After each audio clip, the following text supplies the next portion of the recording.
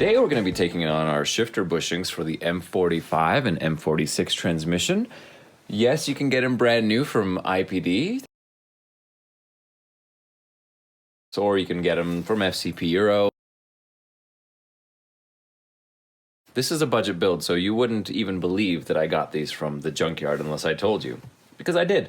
Now don't look too carefully, because there are a little few signs of cracking here and there, but for the most part, they're pretty remarkably in good shape. There's a little bit of wear and tear on this one here.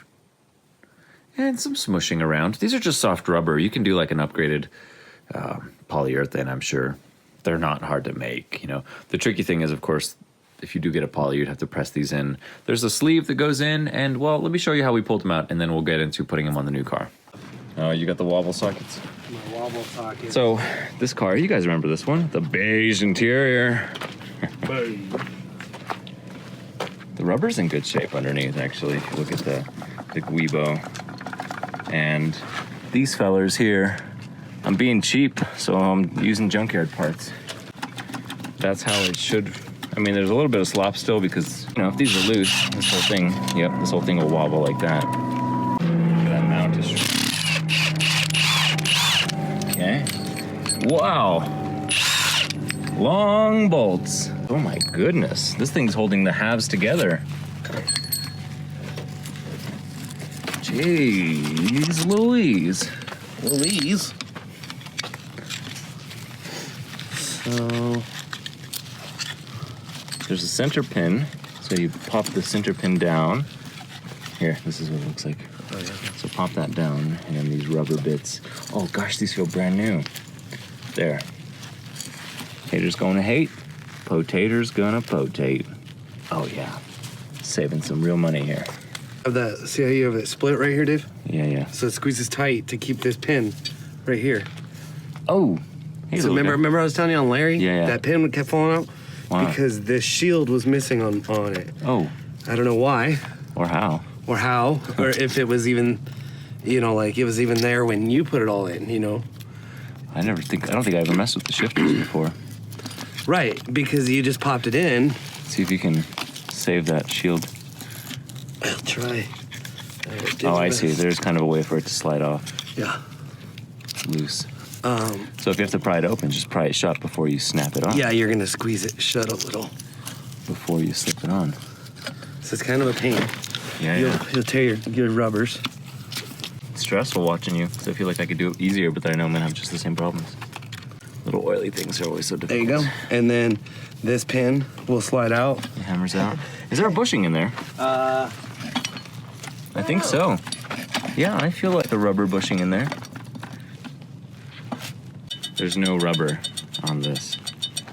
So we pulled it out, and that's just what it looks like. Okay, that's good. So all your shifter bushings are just these four, and whatever slop is in here is just the metal kind of wearing over time. And there's a plastic cup in here, right? Yeah, you have your bushing in here. The top comes off, and then you can get the new cup in there. Okay, great.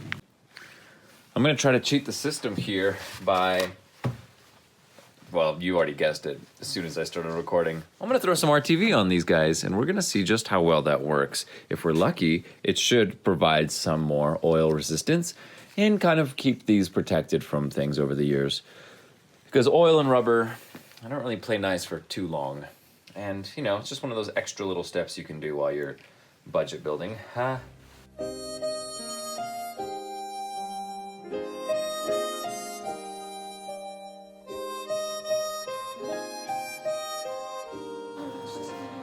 Okay, let's pop underneath the car. I'm gonna bring in that carpet because it's still pretty chilly. It's only January.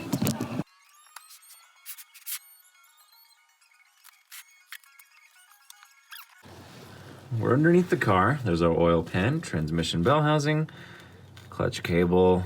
Here's our cross member for the trans. And up there, yep, that bolt that you see right there. That's the bolt, one of them for the housing. That's one of the bolts for the shifter bushings. And then of course back here is our overdrive unit because this is the M46 transmission. The M45 is a shorter unit because it doesn't have an overdrive bolted in. Anyway, also a really great opportunity to just check your U-joints here. Sorry about the focus. We're in tight quarters. It's a little close for the phone. Check that U-joint. Oh, and look, while we're here. Yeah, that's a nice split in our cat right at the front of it. Big exhaust leak there. We're going to fix it. We'll see just exactly what's involved. Probably have to take off the heat shield. First things first. Looks like our wires are still attached to the solenoid. That's a good thing because we're gonna figure out why our fifth gear overdrive is not working at the moment. But before we can do that, let's see about those shift bushings. Starter, clutch cable, clutch fork. Back to the transmission. This is now the driver's side, and you can see the bushing right there. Okay, now with that bushing, I've got some access, and I think I should be able to reach all of them. The only trouble is that those bolts are really long, so I am gonna probably wanna drop that transmission crossmember. And also, look at the mount on the trans. It ain't very happy. She's saggy. Unfortunately, I didn't get one of those. But I think we can still manage. So I'll get the jack under here. We'll unbolt the 4 transmission crossmember bolts, and then we'll drop that trans just enough to get all this in place. Also, what is up with these booger welds on the exhaust? That can't be factory. It's a little too sloppy, you know what I'm saying? Hey, wait a second. You know what? I'm down here and I'm wiggling the shift housing, and that's not the issue for the slop. It's something else. Huh. Is it our little cup? Well, we're gonna drop it and try to find out what the issue is either way.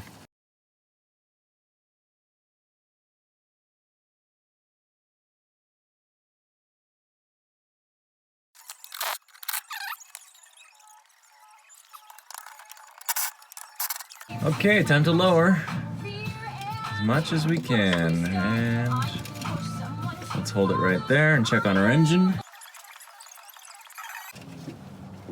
Well, the good news is the bushings that hold the transmission to the big assembly arm, they're fine.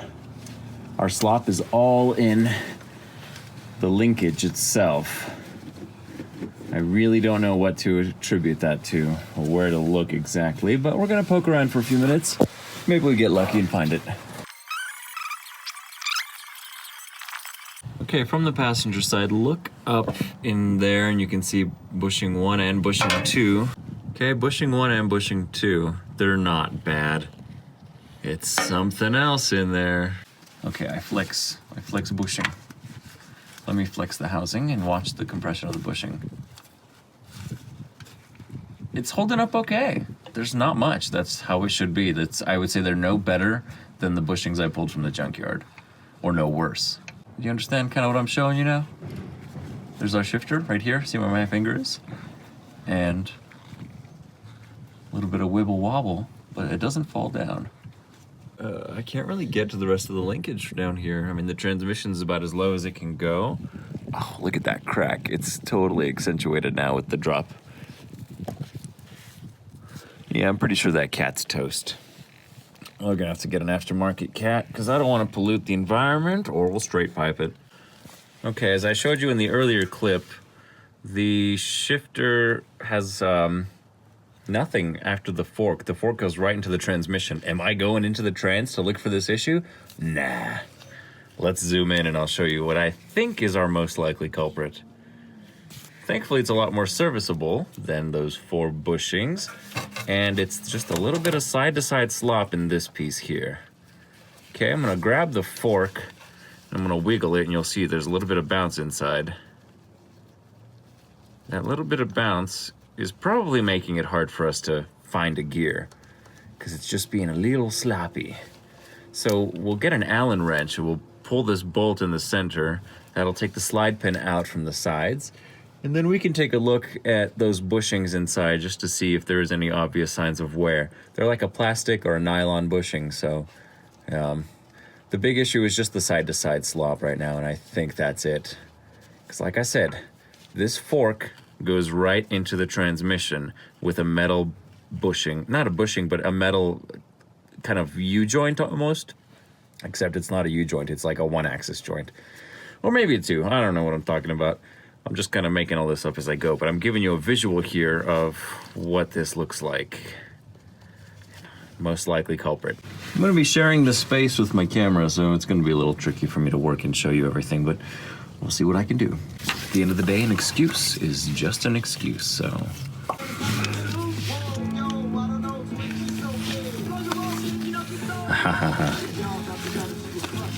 Good old extensions, am I right? Here's our little bolt. This is guy that holds pin in place. Now, I will shine light for you to see, for you to like me. Bolt removed from bottom. This pin will slide out one way or another. Wiggle it, wiggle, wiggle, wiggle, wiggle. Wiggle, wiggle, wiggle. Yes, you're gonna do it. Yeah, come on out, you stubborn little thing.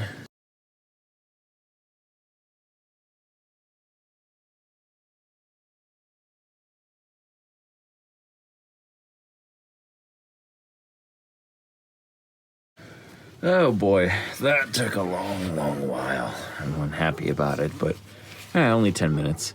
Okay, here's... You can see how it sits in there. Of course, the little WD-40 helped. I didn't want to use like a actual oil base or like a silicone base because that would have just made my tools a little too slippery. WD-40 was just enough for me to get everything to slide out. The only thing that helped was getting these pliers on the edge and then finally getting it. Thankfully, I had a little bit of that inside wiggle. I can imagine some of these are gonna be much, much worse without even that. Anyway, now that it's separated up there, the shift fork, I'm gonna push that down and out of the way, and then these bushings will come out through the middle. Come on out, boys. There's one, and there's the two. Okay, and here we have them. Now the split in these bushings is normal. That's how they're designed. Looks like, you know, there's a couple of things we could do. We could put a washer to sort of shim these a little bit tighter together, which isn't a terrible idea. Or we could try to tighten the forks and squeeze it together to tighten up the clearance on that shifter bushing in general. Which I don't know if that's the right approach. I don't really want to start bending things closer together, but I would like to try the washer idea first. It's going to be tricky because it's going to be a little bit of trial and error as we figure out just what amount of space we're going to want to put in there. I'm thinking about the same thickness as these two guys right there. So why don't we do that? We'll spray some cleaner in there to get all this old oil out, and then we'll put in some washers and see if everything goes back together. Here's what I found. So we're leaving one side alone, and then on the other side I'm putting a little plastic washer that actually fits perfectly in there. That's from one of the seatbelt kits that I had. So we'll just give that a go. And if we're lucky, it'll work out okay. If we're very, very lucksies. Boy, this is so much easier with somebody in the car to actually move the shifter around, because there's a little bit of weight to it, and I'm having some trouble getting it out on my own here.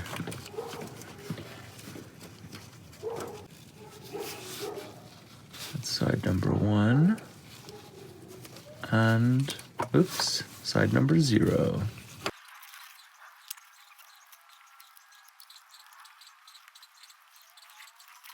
I was a loser, a mess, a loner, depressed. And your dreams come true.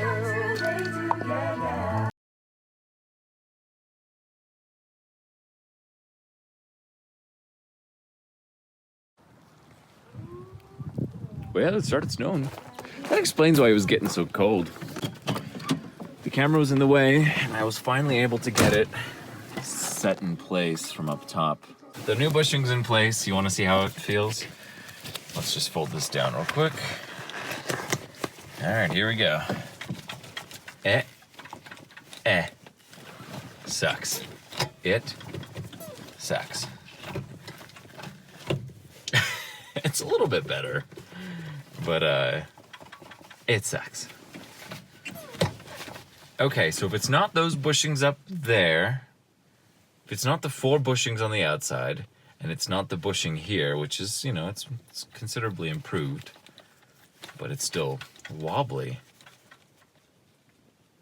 then either we've got slop at the end of the linkage from 317,525 miles of driving, which is Now just a matter of pulling the transmission apart and replacing that metal on metal connection. Or the cup down here, now you know that there's a cup with the snap ring which the ball sits in. Okay, so we can tighten that up a little bit. A new cup in there would be a good idea. That should take care of some of the slop as well. That's something I'm gonna order new because I don't want to go with a used one on that. It might not, depending on the price, I might go new or used on this piece. But until then, I think we're ready to just sort of take her out on the road. That means I need to, gosh, there we go. It doesn't like to shift without the clutch. Okay, I also got to figure out the overdrive, but for today, I'm going to just get that idle air control motor cleaned up because I really need it to idle okay. I need it to idle a little bit lower. Thank you very much.